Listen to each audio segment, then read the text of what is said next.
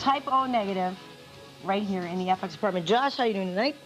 I'm living. All right, and also Pete, how are you? I'm fine. How are you? I'm actually very well. Let me tell you, they are minty fresh. First up, I want to just get into this. I don't, we've played a little snippet of the music there. I would rather not describe you. I'd rather have you guys tell us and the world, what do you presume to be playing? Are you gothic? Are you Sabbath-like? Are you... Well, since we're forced to categorize ourselves, which we normally hate to do, we like to call it gothadelic. Gothadelic. I agree. Yeah, because I found it very, very good, whatever it was. And what I found interesting about it was, first I should say the new album's called Bloody Kisses. Very, very cool. What I found interesting about it was that it was beyond categorization. It started off, one song would be gothic, and then you'd have a bridge in it that was, thrash or something. Yes. How did you guys come around to getting your that sound developed? I'm the primary songwriter, and there are like a lot of different types of music, and as an artist would not use just one color to paint a painting. I don't like to just use one type of music to write songs. That makes very good sense. Josh? We just couldn't make up our minds. Well, the thing is, though, you have undergone a certain amount of change from the last Type O Negative record. Interesting thing that you said is if somebody picks up this album right now and then they go back in your catalog, they may be surprised. What are they going to find?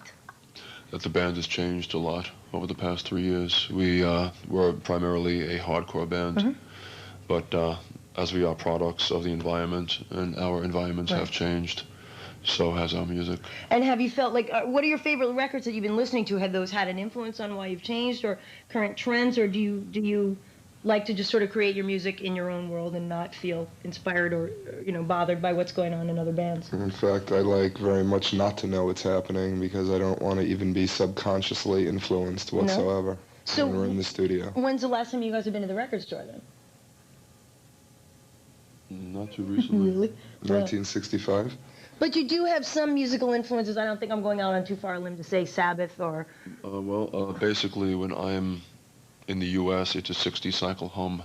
But when I'm in Europe, it's a 50-cycle hum. Wow.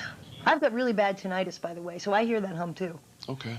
I'm sure everybody does. But, I'm in bed with you guys, and I'm actually very cozy. You must have some records you put on to get your lady in the mood, because I know... You try to get ladies in the mood because you're often thinking about what happened after the ladies dumped you or you dumped them. So what kind of music would you put on to romance somebody? Well, I like bands like Curve, and Zymox, Dead Can Dance, My Bloody Valentine, stuff like that. I just got the new Dead Can Dance record. That's great. Yeah? It really is. Josh? I love it. I'm not really a music fan. No? No. What do you do to get in the mood, though? You must do something. I got you in bed without music, didn't Yes, you did, actually. That was pretty incredible. What I found listening to you, even if you say you don't listen to contemporaries, I found, Pete, in your voice, a very hypnotic quality that I find in, say, Mark Lanigan of Screaming Trees. Do you listen to them at all? Have you heard them? Are you familiar? I've heard them. I like them, but however, I do not listen to them. No? No. I just found that if people liked Screaming Trees, they might want to check your record out because I think it would go well. Also, Sisters of Mercy and...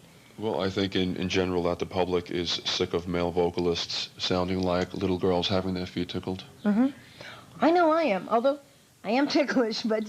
Well, I have a set of testicles, and I like to use them. Yeah. Especially when it comes to affecting my vocal cords and making them thick and long and full of mucus like they should be. Josh? I have nothing to say. Okay.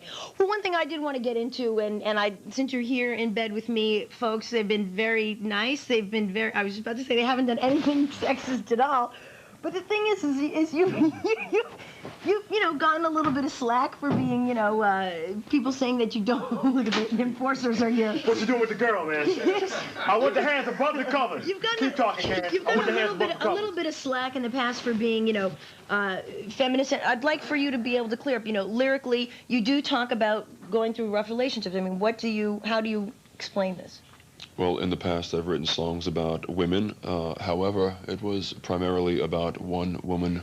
Unfortunately, I assumed that the general public could differentiate between singular and plural. However, I was wrong.